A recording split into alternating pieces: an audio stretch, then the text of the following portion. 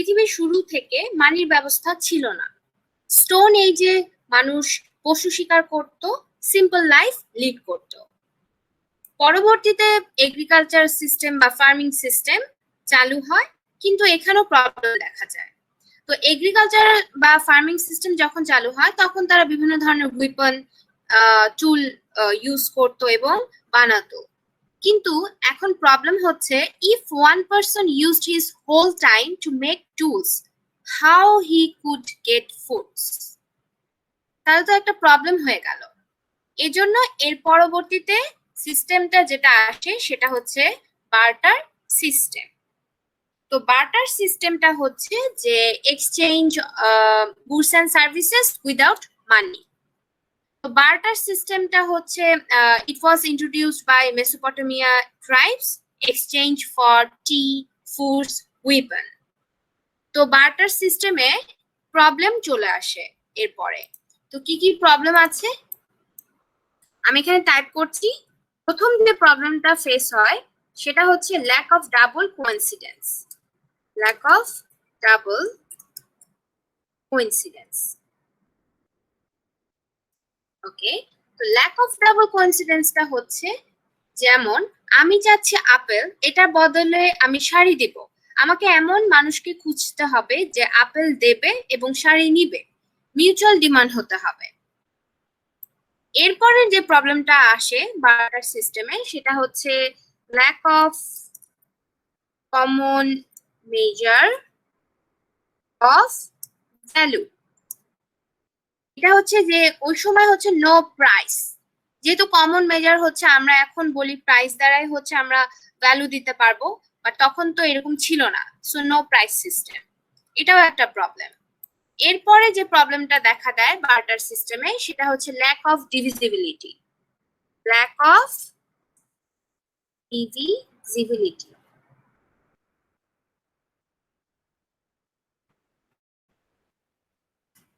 ওকে, so এটা হচ্ছে যে যেমন ডিভাইড করা, ঘোড়া আর হচ্ছে জুতা, এক জোড়া জুতা। এখন আমি চাচ্ছি হচ্ছে এক জোড়া জুতা, তো আমার কাছে আছে ঘোড়া, তো ফুল মানে একটা ঘোড়া দ্বারাই হচ্ছে এক জোড়া জুতা পাবো, তাহলে তো প্রবলেম দেখা দিচ্ছে। এরপরে হচ্ছে যে প্রবলেমটা ফেস হয় সেটা হচ্ছে lack of store of value. Lack of store of value. গুদাম ঘরের ব্যবস্থা ছিল না। মাংস ও চাল যদি এক্সচেঞ্জ করা হতো, মাংস তো পচনশীল, তাড়াতাড়ি পচে যেত, তাহলে যে মাংস নেয় এক্সচেঞ্জ করতো মাংস, তাহলে তো সে তো লসের সম্মুখীন হতো স্টোরের অভাবের জন্য। ওকে, তো এগুলা গেল হচ্ছে বার্টার সিস্টেমের প্রবলেমস। এরপরে হচ্ছে মানি সিস্টেমটা চালু হয়, কিন্তু প্রথম থেকে কিন্তু কাগজি মুদ্রা ছিল না। তো ফার্স্টের দিকে কয়েনটা আসে।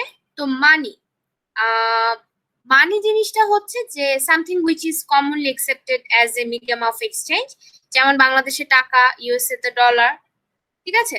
তো কয়েন এরপরে আসে, বার্টার সিস্টেমের পরে কয়েন জিনিসটা চলে আসে, যে coin of gold or silver এরকম আসে। এরপরে আসে হচ্ছে paper money plus coins of alloy metal.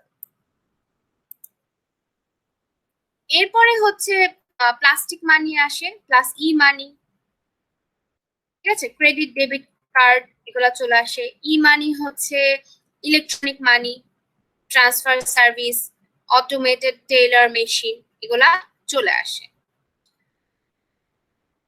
তো এখন হচ্ছে আমি বলবো function of money. Different types of function আছে মানির ক্ষেত্রে। আমি এখানে টাইপ করছি ফাংশন অফ মানি। ফার্স্টে বলতে পারবো medium of exchange.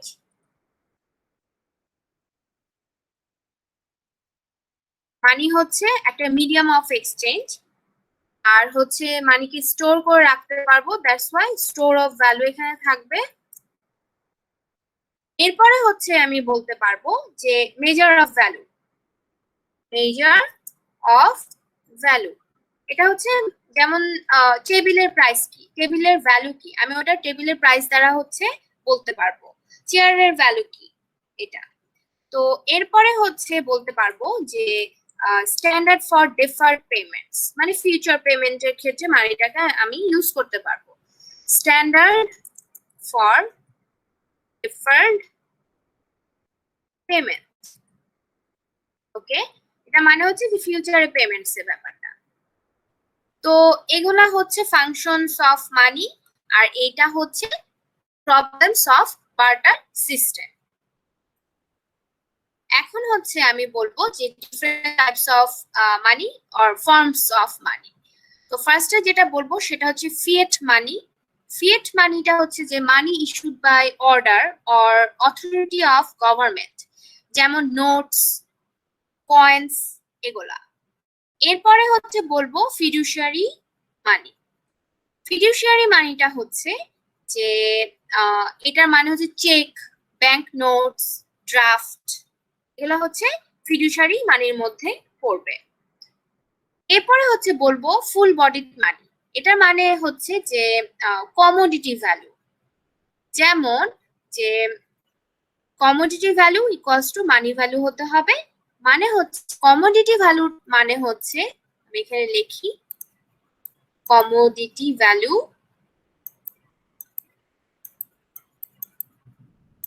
Value, okay. So এটার মানে হচ্ছে যে টাকা পেপার দিয়ে বানানো হয়, কয়েন কোন মেটাল দিয়ে তৈরি হয়। কমোডিটি ভ্যালু হচ্ছে কারেন্সিটা কি দিয়ে বানানো হয়, যেমন এটা কি দ্বারা বানানো, গোল্ডের, সিলভারের, পিতলের, কি দ্বারা বানানো। সো কমোডিটি ভ্যালু হলো কারেন্সিটা কি দিয়ে বানানো হয়, যদি এই কয়েন সেল করতে চাই, কয়েন যা দিয়ে তৈরি ওটা সেল করতে চাই, ঠিক আছে। তাহলে এটাই হচ্ছে কমোডিটি ভ্যালু। আর মানি ভ্যালু যেটা, মানি ভ্যালু হচ্ছে যে এক্সচেঞ্জ করছি, 10 টাকা দিয়ে জিনিস কিনলাম, সো ওগুলো হচ্ছে মানি ভ্যালুর মধ্যে পড়বে। এন্ড ফুল বডিড মানি মানে হচ্ছে commodity value equals to money value. এরপরে হচ্ছে আমরা দেখব ক্রেডিট মানি। ক্রেডিট মানি মানে হচ্ছে commodity value less than money value,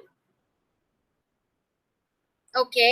তো এখন হচ্ছে আমরা দেখব যে ডিফারেন্ট কনসেপ্ট অফ মানি, যেমন হচ্ছে মানি সাপ্লাই কি, মানি ডিমান্ড কি।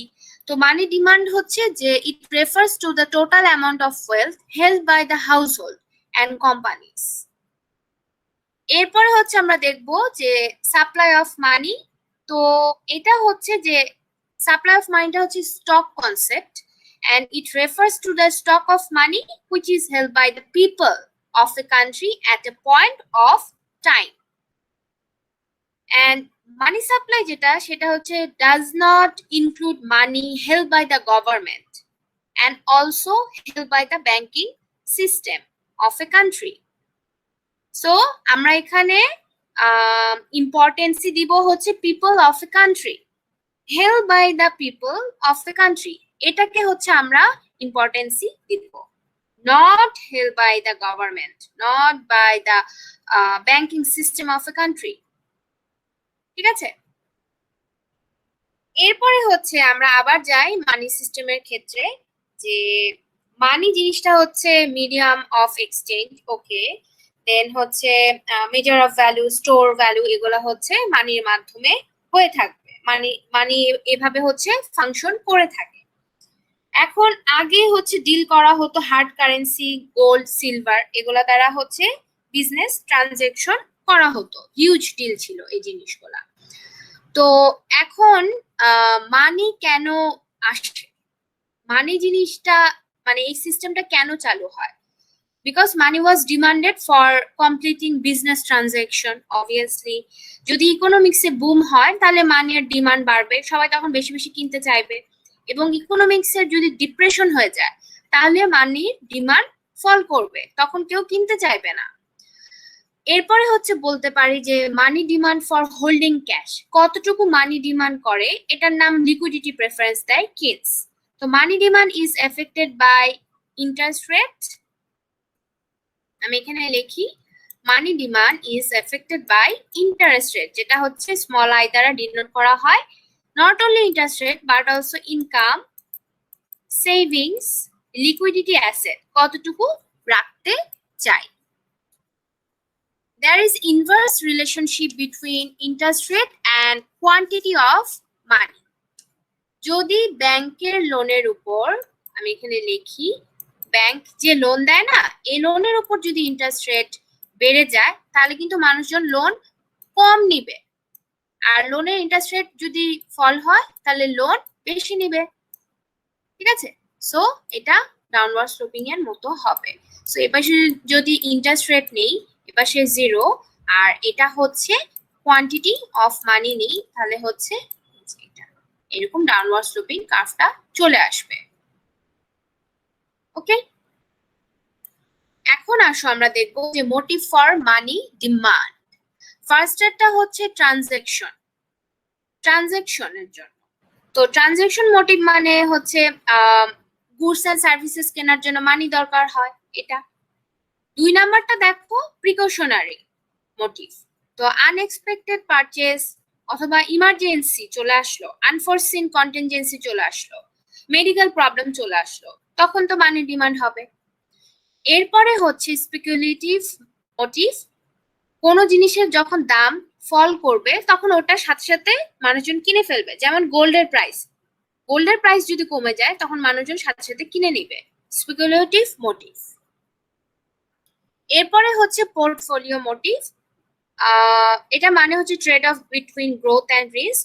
যদি রিস্ক অ্যাভারশন হয় তাহলে ক্যাশ হোল্ড করে রাখবো, ইনভেস্টমেন্ট করবো না, পেসিমিস্টিক ব্যাপারটা আসতেছে। যদি আমি অপটিমিস্টিক হই তাহলে আমি ইনভেস্টমেন্ট করব, রিস্ক আমি নিতে চাই। ঠিক আছে, তো এই জিনিসটাই হচ্ছে পোর্টফোলিও মোটিভ।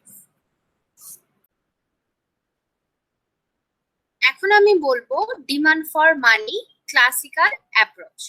মানি ডিমান্ড চেঞ্জ হয় for 2 reasons.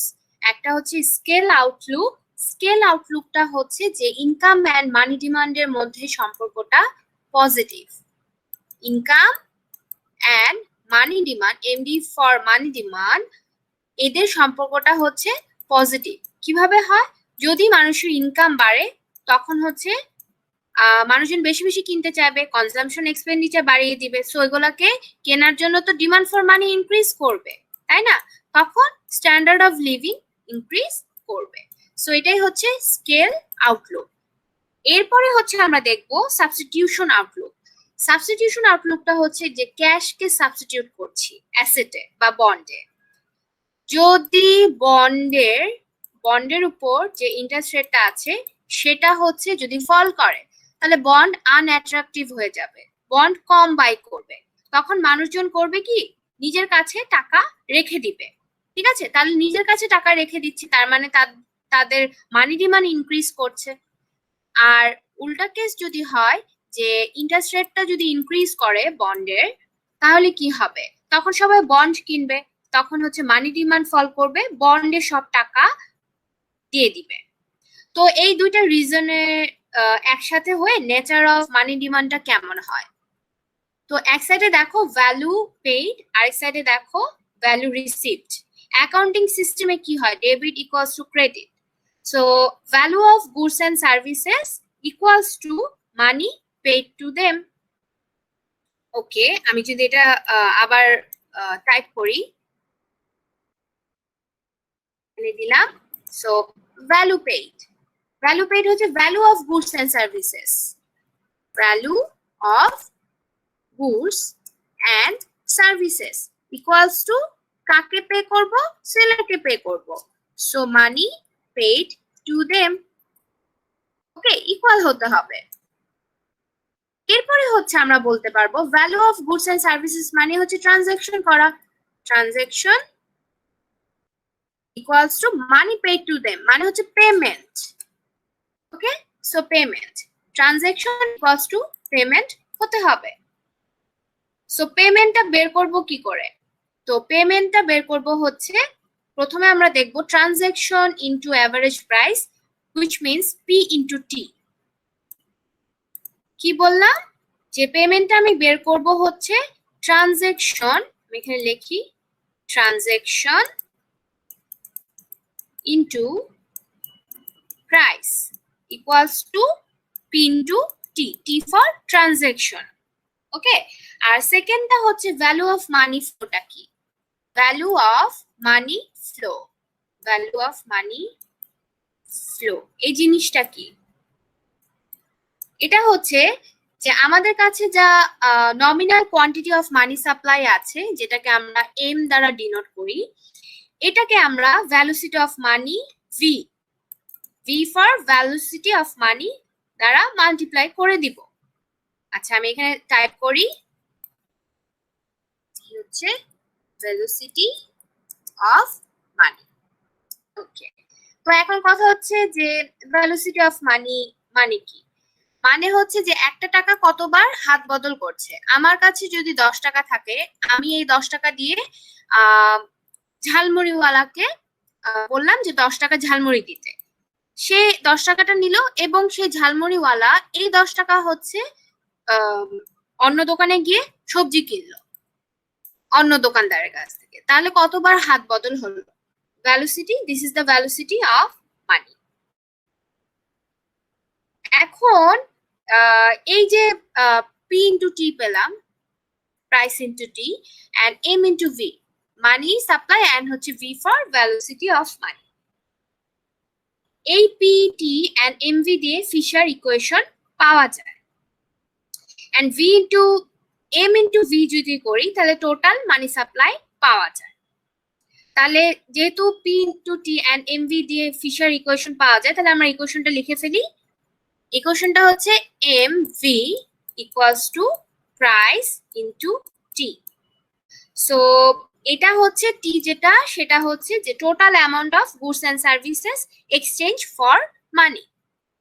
Okay, so P into T মানে হচ্ছে টোটাল ডিমান্ড পেয়ে যাচ্ছি, অ্যান্ড পি ইন্টু টি যেটা সেটা হচ্ছে money demand, MD for money demand. আর এমভি যেটা সেটা হচ্ছে money supply, supply side, supply side দেখছি, আর এই সাইডে হচ্ছে ডিমান্ড সাইড, সো ইকুইলিব্রিয়াম।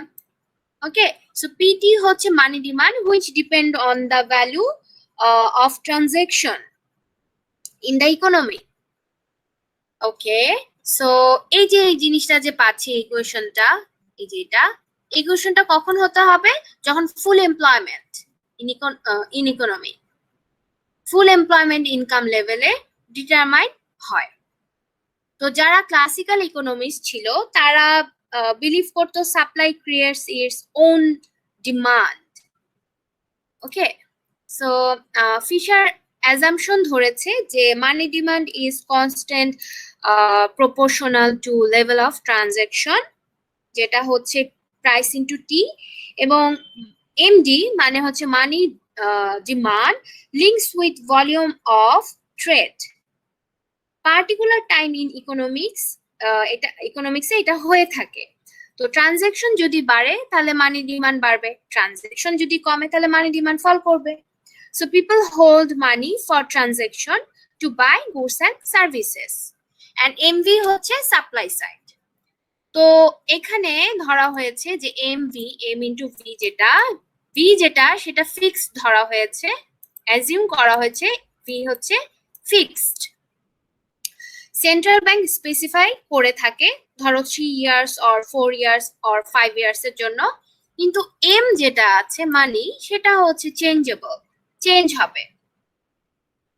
ওকে, তো ক্যাশ ফর্মে অথবা অ্যাসেট ফর্মে মানি ডিমান্ড করা হয়, বাট আরো তো কারণ আছে। ইন্টারেস্ট রেট আর্নের জন্য হতে পারে, আনফরসিন ইমার্জেন্সির জন্য মানি ডিমান্ড হয়ে থাকে।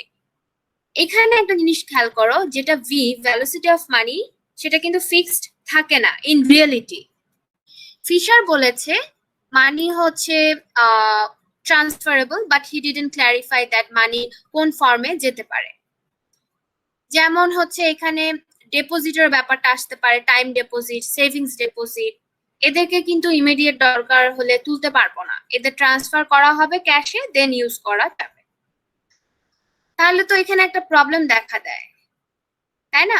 তো এখানে আমরা যদি ক্রিটিসিজমটা লিখি, criticism of this classical approach, আমি এখানে টাইপ করছি criticism.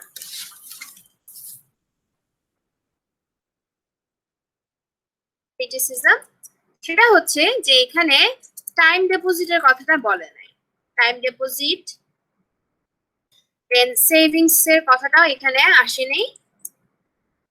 এরপরে হচ্ছে বলতে পারি স্টোর অফ ভ্যালু কে নেগলেক্ট করা হয়েছে। ওকে, দেন এই ক্লাসিক্যাল অ্যাপ্রোচে এমফাসাইজ অন ট্রানজাকশন মোটিভ।